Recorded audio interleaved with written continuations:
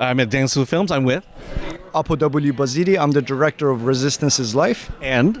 Goran Zaneti. I'm the producer of Resistance is Life. Okay, well, tell me about Resistance is Life. Resistance is Life is a story of an 8-year girl on the Turkish-Syrian border showing the resilience of people of Kobane fighting against ISIS and actually overcoming the first battle on the battleground against ISIS and winning their town back. It's a story of hope, courage, and love. And her name is Evlin? Yes. And was she always the topic of your film, or is this someone that you just kind of stumbled across? I was volunteering on the camps for the first 2 weeks, and also besides volunteering I was filming. So when I was filming during free times, she came on to the camera and she said, "Do you want to interview me?" So it was like a channel. She just came down, and it meant to be. So I stumbled on her, and then we met, and then story took place from there. So this is probably one of the more timely films here at the film festival. At what point was the footage shot? I was there from October 2014 to March 2016, but we filmed from October 2014 till July 2015. Okay, so a little bit over a year ago. Okay, let's get back to Evlin. So you kind of follow her through all this. How would you describe her journey through your film? I mean, Evlin is the heart soul of this film, because without her, I would have not probably made it. I mean, there was a lot happening, but there need to be a place, a character we can all identify with, a soul that shows us the hope in that part of the world. So Evlin just literally took on to me to every journey that I wasn't there to tell her what to do or what to mimic for the camera. I was there dragged with her life and actions, and I just follow her as much as I can. I met with their family. We become really close. I start sleeping in the camps, eating with them, playing with them, going to school with them.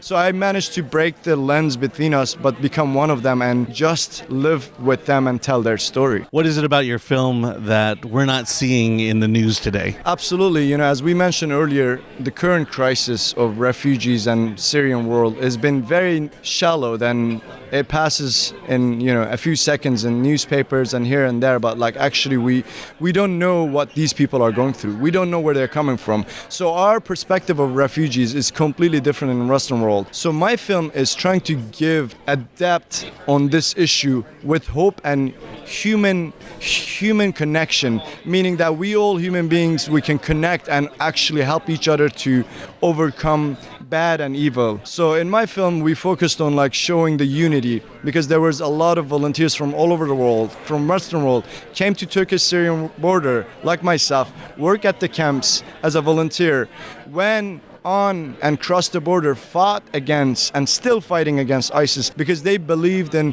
human unity. If we unite, we can overcome and we can be one. So my film focuses on unity, hope, courage, passion, and being one. Also, I think even today we talk a lot about the refugees coming here, but it sounds like your story is a lot about the refugees who want to reclaim their home.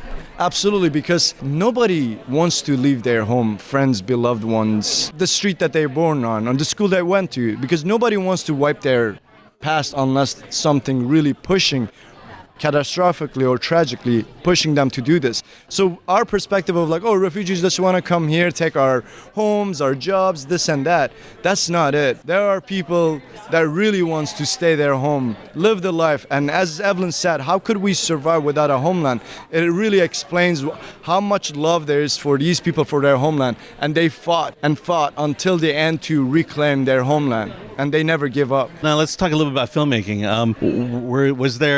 Were you being very aggressive in trying to capture footage, or was there a lot of walking on eggshells, so to speak?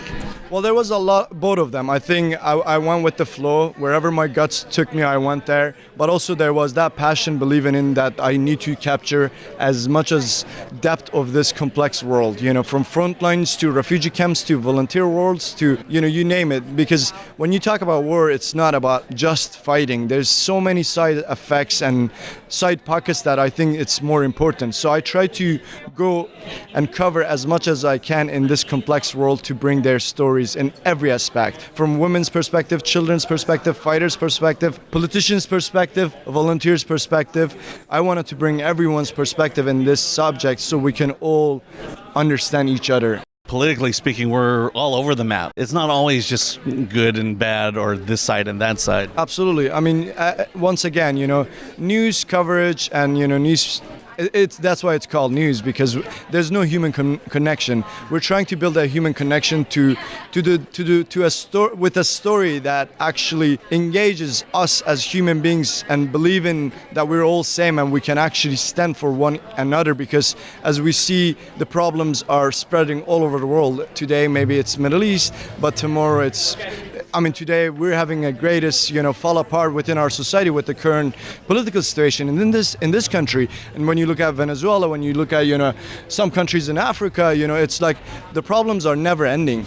But what we can do as to end or to solve these things, to unite and actually support and be there for each other. And that's what we're trying to say with this film. Resistance is life. When we resist together, the life continues. So let me ask you a question for filmmakers. What kind of advice would you give, or a lesson maybe you learned on this on your project here, Resistance Life, that you would give to a filmmaker who wants to kind of step into a dangerous situation and capture a story? Honestly, I always been like moving and going forward with my guts and my heart. Whatever my heart and my feeling is telling me, that's where I've been after.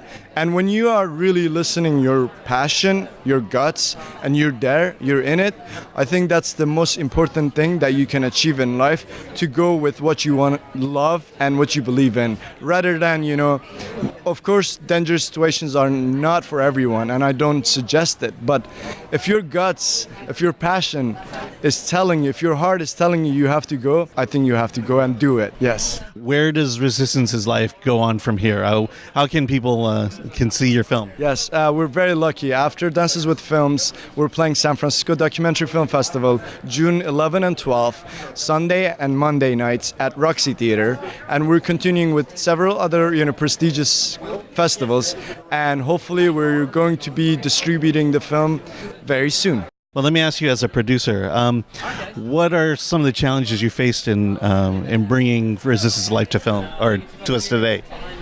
I think some of the challenges are just, it's not a typical film in terms of trying to bring some excitement and some action-packed stuff to the screen. It's something a little bit more serious. It's a topic that has extensively been covered in many ways. Maybe not the way that we would like, but it's a topic that you see in the news a lot, you hear about a lot. So getting past that initial obstacle of getting people to see that, hey, look, this is not the typical film on Syria. This brings something a lot more unique. It's a completely different perspective. I think once we get past that piece of it, then it's easy to then people are reaching out to us. How can we get involved? How can we help you out? But getting to that point, that's been the obstacle. To sort of convince them that, hey, look, this is something completely different. It puts a different light on this topic that can actually help the situation in the long run, because people could feel more connected with the refugees, with the people on the ground that are fighting. It's just something really unique. Is that something you had in mind from the get-go? Is just getting beyond the politics and the and just getting down to the people? I think so. I mean, I think from the get-go, it's sort of, the more exposure we're getting now, the more people are sort of opening up and they're sort of reaching out now, But initially, yeah, of course, from the beginning, it was hard to get past the politics of it, the topic, that people are just almost tired of hearing about Syria. I mean, everybody's sad about it, but it's one of those things you hear in the news and you just you say, oh, that's unfortunate, and you change the channel and watch, the NBA finals or whatever you're doing. People don't necessarily want to hear about this, but I think once people get the exposure to the film, which this has been happening in the last month or two especially, they start to realize, whoa, wait a minute, this is something completely different. We haven't seen a perspective like this. So, well, it's a very important film. So congratulations, and thank you for being with me.